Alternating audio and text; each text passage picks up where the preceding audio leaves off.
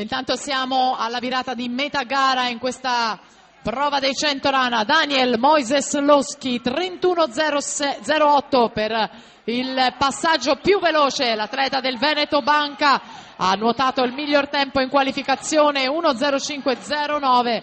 Il primato della manifestazione di Alessandro Doria, 1.02.97.